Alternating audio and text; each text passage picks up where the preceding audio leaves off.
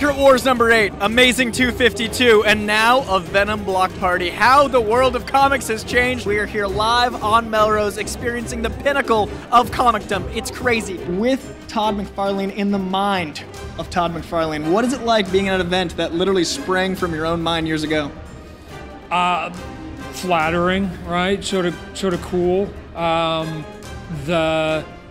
The thing that's interesting when you see the success of something like Venom, and I had no giant impact on that movie on any level, is that I liken myself to the parents that you see when somebody makes their major league debut. Yeah. For people who are not sports fans, this is how it works. You just go, oh my God, look at our little boy Tommy. And Tommy, we raised him right. And after all this time and all that work, he's on the field. But at the end of the day, Tommy needs to stand on his own, and he has to hit the curveball. And all we are just cheerleaders, right? So to me, Venom now has people that are supporting him in different ways, and Sony and the movie makers and Ruben who did it in the cast, and Tom Hardy did a great job being Eddie Brock. And I'm just sort of a proud papa with a big smile up in the third deck, smiling down, hoping that they hit a home run and they hit a grand slam with the $1 billion Venom that they did. So it's interesting, but I'm not necessary to the process, right? Now, which you want for everything that you create creatively. That your creation should be able to survive minus the originator, right? Mm-hmm. And I always look to somebody like Walt Disney. I'm not saying I'm Walt Disney, so don't mistake me. But Walt Disney isn't on the planet anymore, and yet his characters will live. And just recently, a good friend of mine, Stan Lee, passed away, and all of his characters are going to live, which means those ideas were just so good they're going to survive the creative fathers of them. I'm hoping that some of my ideas live past my lifetime too. So. And you've seen the rise of comics. You were there when the giant explosion of multiple covers and all these things are happening. And now we're seeing it with comic films. Does it feel familiar in this explosion of pop culture awareness for comic books? What's interesting is some of the reasons that people got excited about comic books when I was younger, because I've been around this business now for over 30 years, and the reasons that they sort of take sort of attention of certain villains and certain heroes, that they go, oh my God, I like that and I like that story. All those same things are now being transferred to the movie or to TV. And so when I'm hearing people describe why they like the movies and why they like certain characters, I'm hearing the same conversations that I used to be in myself 20, 30 years ago, and now. But they're doing it with movie and TV, and they don't have to collect comic books, right? Yeah. To make $1 billion on something like Venom, we know mathematically the vast majority of people have not read a Venom comic book, right? Especially internationally, because people don't even, in some countries, don't even have access to American comic books.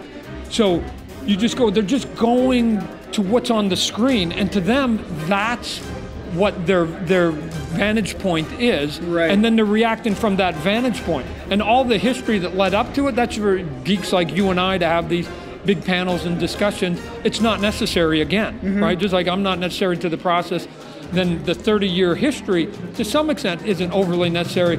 It's that 2 hours spread out over a globe to billions of people, how many will come and react to that? Right. And now we're here, and they're doing it in real time in front of us. This world building is growing in front of our eyes Exponentially. but we're seeing it being built. Yeah. And so our children are going to be born into worlds in which it just will be, right? And we're going to go, wow, we were there when it first started. I saw the first Batman movie and the first Spider-Man movie. We're going to be sounding like dinosaurs. Cap had rubber ears when I was a kid. Why in my day? Right. And so they're going to go, oh my God, that's kind of cool. But it's just going to be part of the vernacular. I think we're just fortunate right now to just see it expanding right in front of us, and we got a front row seat, all of us. Like a symbiote expanding in front of us. We're seeing the growth of the comic world. No, it's true. Now, you redefined a lot of the visuals of Spider-Man when you took over. You changed the webbing, you changed how he posed, you changed a lot of the visual aesthetic, and you're doing something similar, it sounds like, with Spawn. You're changing an entire aesthetic to the superhero genre. Is it interesting to be someone that goes like, that's working, let's go this direction? Is that a conscious decision? It's yes. And here's why. Because artistically, I would do it just for career survival. Because in the business of comic books, there are hundreds, if not thousands, of artists. Right. So how do you stick out? Right. And the only way you can stick out is that you got to start doing things that might be interesting or might be fun to look at. And so every character that I did, there's really two things that were driving me. One, I've got to survive, and I don't want to just be lost in the shuffle and the sea of other creative people because they're brilliant. And the other part was, and I don't think people really quite understand this concept, that when you're doing comic books, writing comic books or novels or whatever else, but let's just stick with comic, my days were 10 to 12 hours a day in a room, small room, at my desk with me.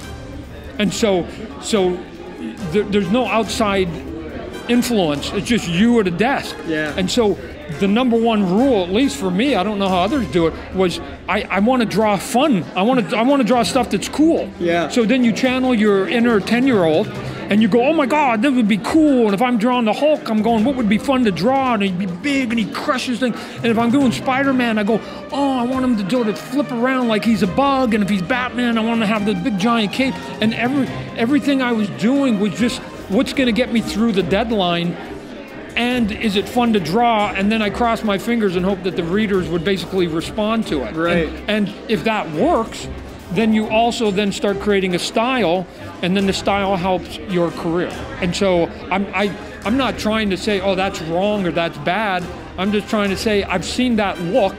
Let me try a different look. Not better, not worse, just different. Yeah, and that brings me to my final question for you. Your very stylistic approach to these characters and your very bold approach has brought two of the most interesting action blockbuster / nuanced actors to them. You've got Jeremy Renner and you've got Tom Hardy, two guys known for being like Oscar thespian, action guys.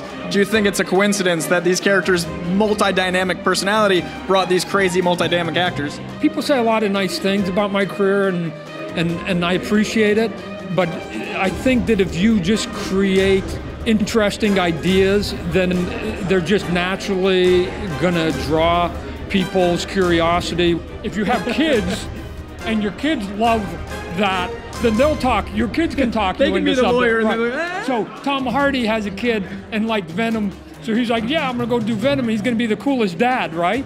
I'm betting his kid's not saying, Dad, you were so cool in the Reverend, right? I don't think so. He's probably going, Dad, I don't even understand what that movie was about.